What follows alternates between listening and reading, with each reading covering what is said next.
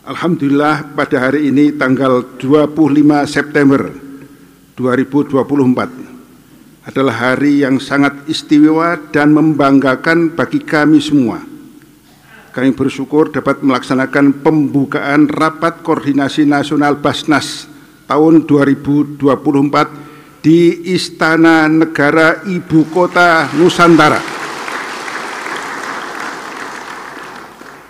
Ini bukan hanya sebuah momen penting bagi Basnas, tapi sekaligus juga sebagai tonggak sejarah yang mengukuhkan komitmen Basnas untuk terus mendukung agenda pembangunan nasional dengan semangat yang sejalan dengan kebangkitan Indonesia melalui adanya Ibu Kota Nusantara ini. Secara khusus, kami juga mengucapkan terima kasih kepada Bapak Presiden yang telah memperkenankan Basnas untuk menyelenggarakan kegiatan pembukaan Rapat Koordinasi Nasional Basnas di Istana Negara ini. Tadi kami saksikan Bapak Presiden, tidak ada satu kata yang keluar dari para peserta ini kecuali Masya Allah dan Subhanallah. Kekagumannya terhadap IKN, the iconic capital of the world. Jadi menurut saya ini adalah ibu kota ikon yang ikonik di dunia. Satu-satunya IKN ini, insya Allah. Jadi kalau kita saksikan ada yang khusus-khusus luar biasa. Dan dengan begitu ini membanggakan kita semuanya. Kehormatan ini juga sekaligus menjadi simbol sinergi yang kuat antara pemerintah pusat, pemerintah daerah, dan Basnas sebagai lembaga pemerintah non-struktural dengan tugas pengelolaan zakat dalam membangun Indonesia yang lebih sejahtera, adil, makmur melalui pengelolaan zakat. Ini sekaligus juga memperlihatkan bahwa Basnas adalah sahabat sejati Bapak Joko Widodo. Memperlihatkan pula bahwa Bapak Jokowi mempunyai empati dan kepedulian yang sangat tinggi terhadap keagamaan dan Basnas Republik Indonesia. Terima kasih pula kami sampaikan secara khusus, ini harus banyak terima kasih karena kekaguman yang luar biasa, kepada Bapak Presiden Insinyur Joko Widodo yang telah membawa bangsa dan negara Indonesia mencapai kemajuan yang kompetitif di level dunia. Di tengah situasi global yang tidak menentu. Dan Pak Jokowi ini masih sangat dicintai oleh rakyat Indonesia. Survei kepuasan masih di atas 80%.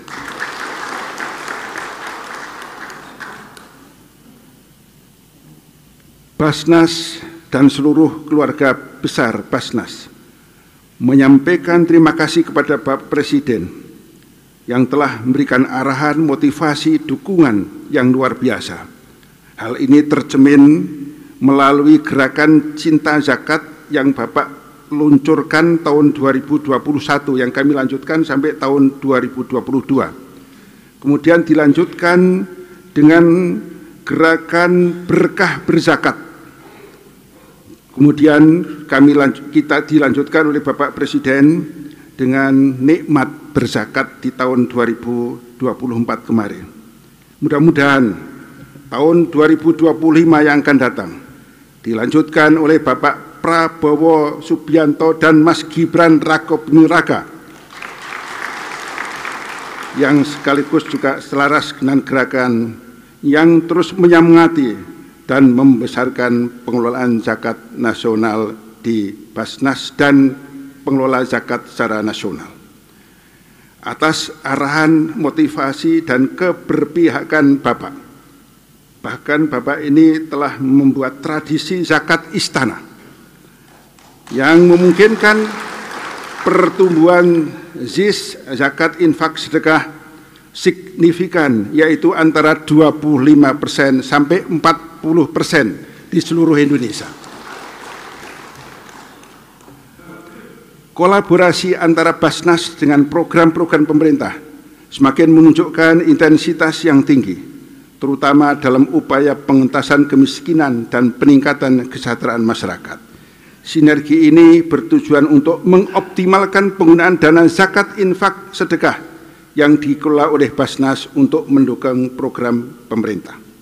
Dalam konteks pemerintahan mendatang, di bawah kepimpinan Bapak Prabowo Mas Gibran, yang kemudian diberi judul Asta Cita, menjadi salah satu program unggulan yang banyak berfokus pada masyarakat miskin yang rentan.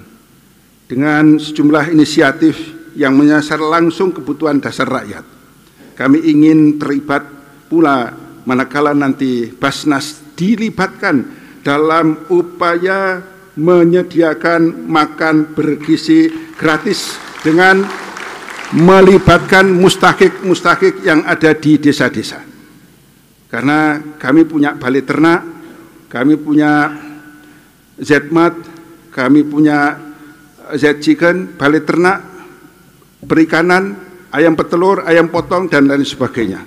Kalau itu nanti bisa dimanfaatkan, bekerja sama dengan makan bergizi gratis, insya Allah itu merupakan satu kekuatan desa yang menyerap banyak tenaga kerja.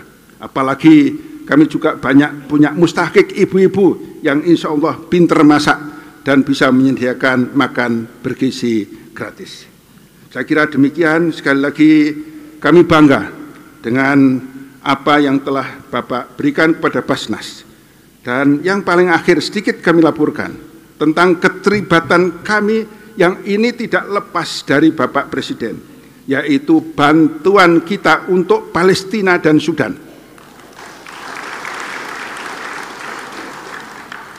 Alhamdulillah sampai dengan September ini telah terkumpul 306,29 miliar. Dan ini saya tahu, kita paham persis pada saat Bapak Presiden meluncurkan bantuan untuk Palestina melalui Hercules, itu pada akhirnya masyarakat juga berbondong-bondong membantu melalui Basnas. Jadi nama Bapak akan terus terkenang di Basnas dan akan kami torehkan menjadi sebuah sejarah yang sangat panjang untuk Basnas Republik Indonesia.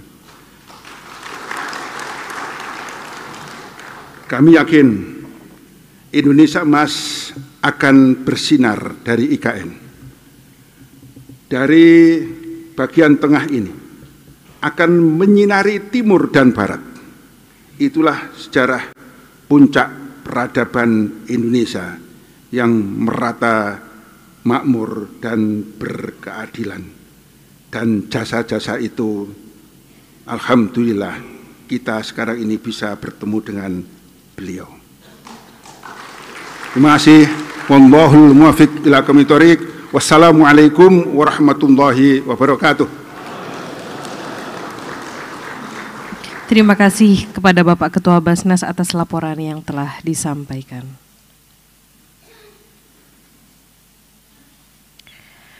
Selanjutnya marilah kita simak bersama sambutan Presiden Republik Indonesia dilanjutkan dengan pernyataan peresmian pembukaan Rakornas Basnas tahun 2024.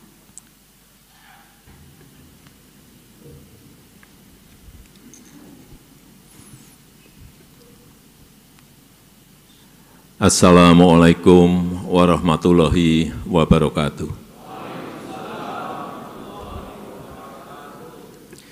Bismillahirrahmanirrahim. Alhamdulillah rabbil alamin. Wassalatu wassalamu ala asrofil anbiya'i wal mursalin Sayyidina wa habibina wa syafi'ina wa maulana Muhammadin wa ala alihi wa sahbihi ajma'in amma ba'du.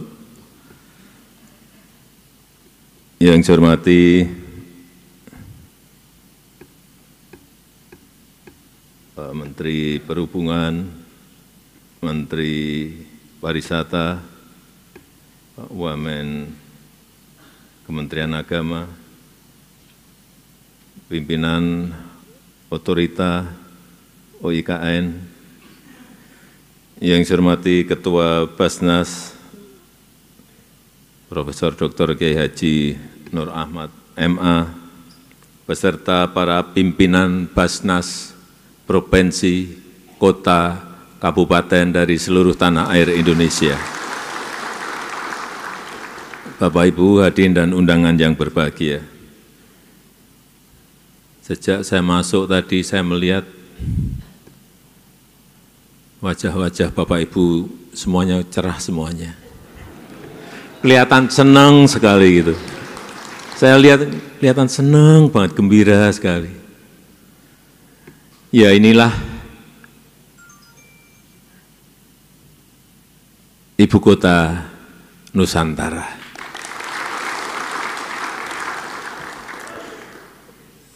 Saya sering mendapatkan tamu, Perdana Menteri, Presiden dari negara lain.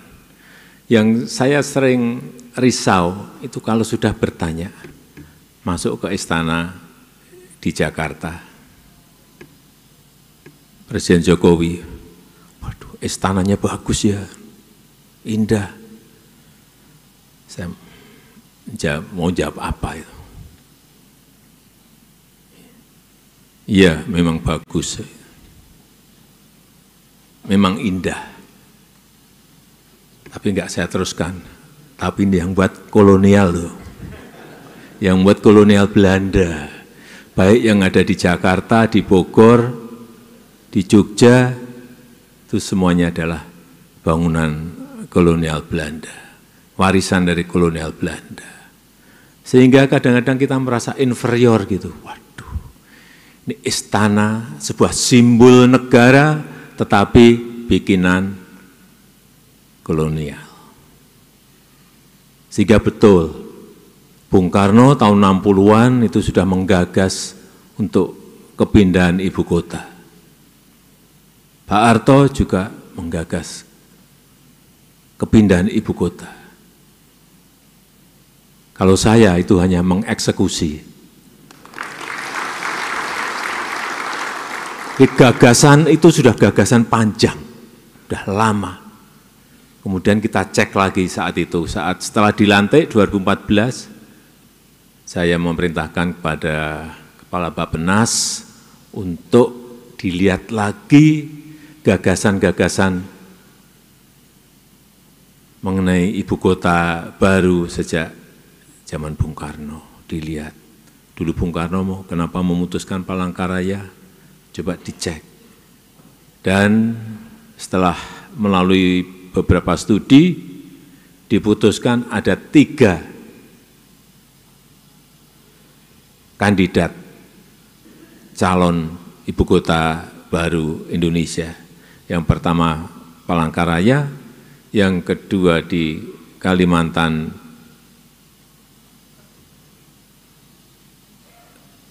Selatan, yang ketiga di Kalimantan Timur, kemudian tambah 1 ada di Sulawesi di Mamuju. Didetailkan lagi, kemudian saya cek di lapangan, enggak sekali, 2 kali, 3 kali, kemudian bismillah saya putuskan di Penajam Pasir Utara, Kalimantan Timur.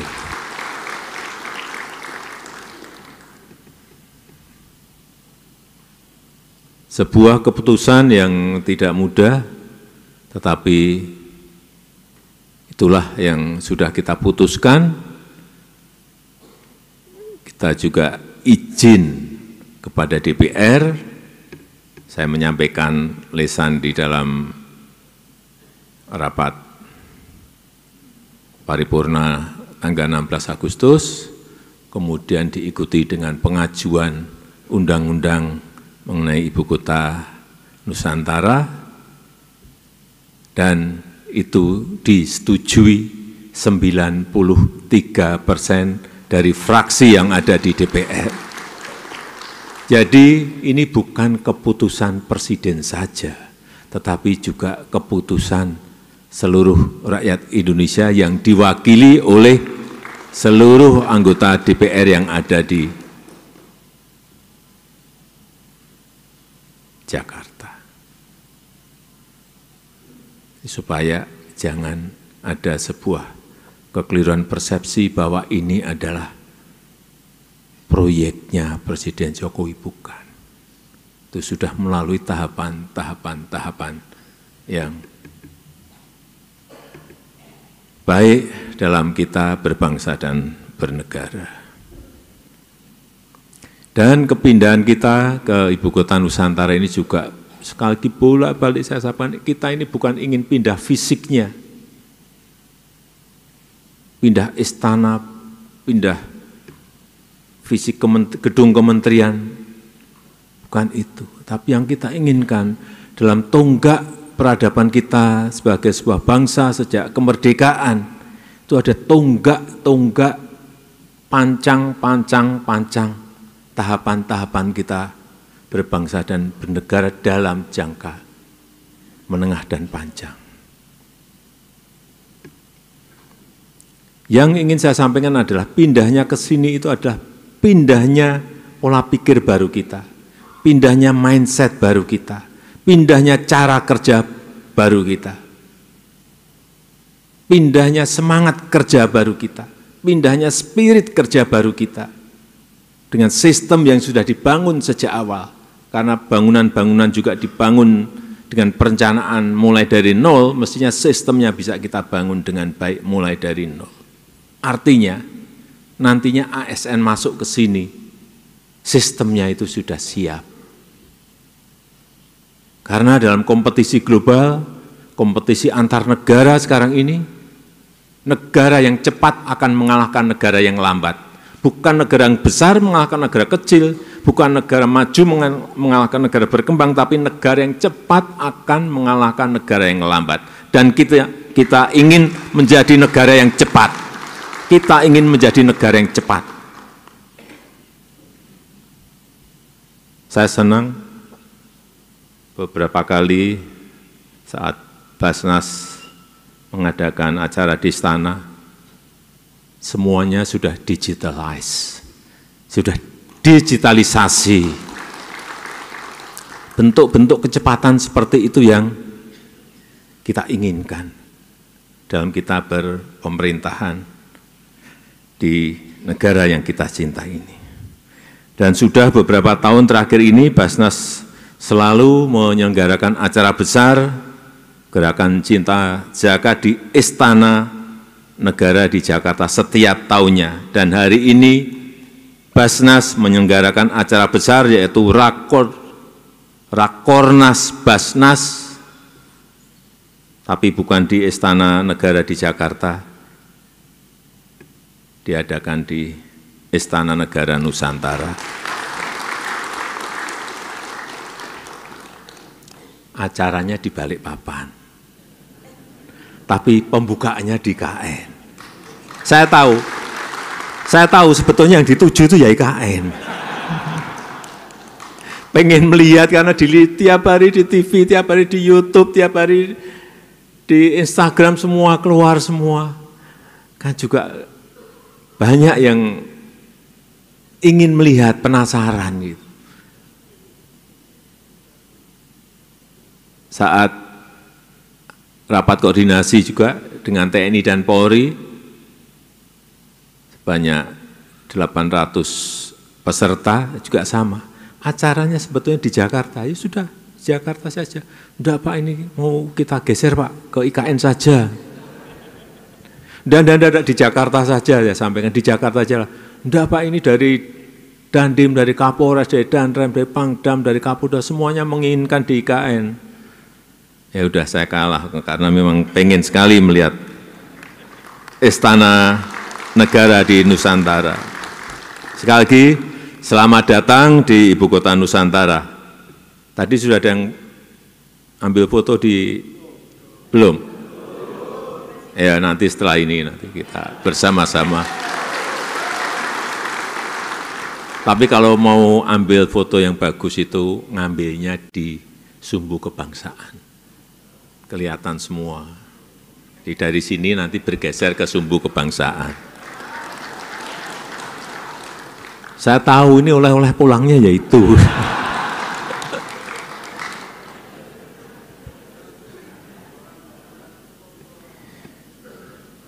Dan sejak dimulainya Gerakan Cinta Zakat di 2021, pertumbuhan zakat, infak, dan sedekah di Indonesia rata-rata naik kurang lebih 30% per tahun, seperti tadi yang disampaikan oleh Bapak Ketua.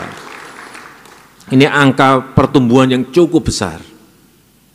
Untuk itu saya mengapresiasi, sangat menghargai kerja keras seluruh jajaran di Basnas sehingga pertumbuhan tersebut mampu terus dicapai.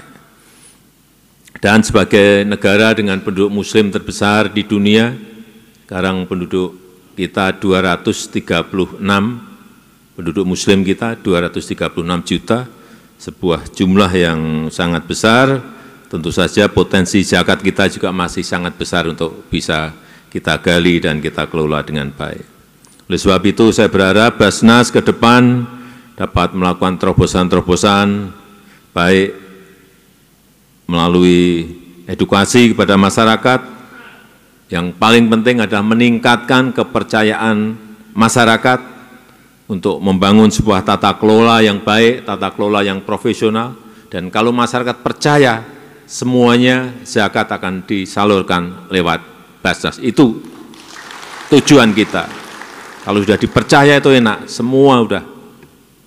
Mau zakat, mau infak, mau sedekah, semuanya lewat Basnas. Ini yang kita inginkan, karena memang potensinya, terakhir dihitung berapa Pak, Prof? 300-an triliun rupiah, sangat besar sekali. Dan Indonesia, menurut survei internasional yang terakhir, itu adalah negara yang paling dermawan di seluruh dunia. Paling dermawan, ranking 1. Itu luar biasa, alhamdulillah.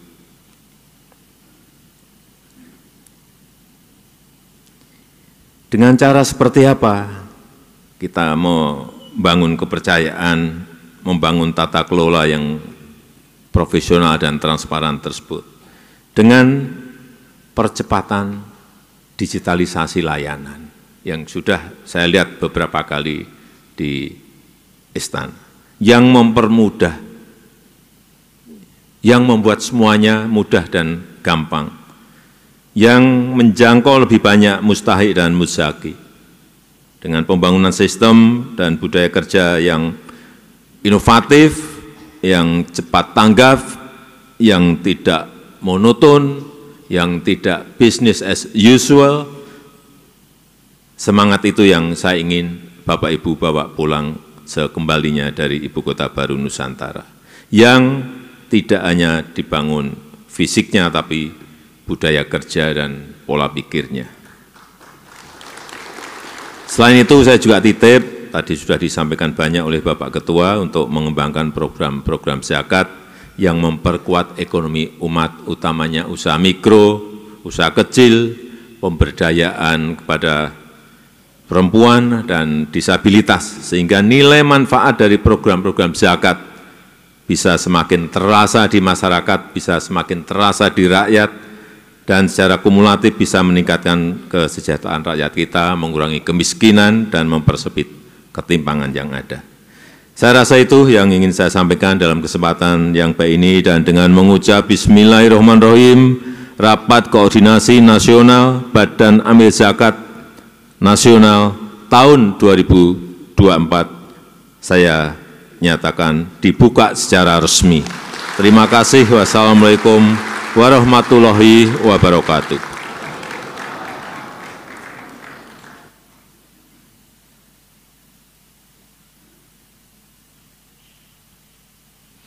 Hadirin yang kami hormati, sebagai ungkapan rasa syukur kita kepada Tuhan Yang Maha Esa, marilah kita berdoa bersama yang akan dipimpin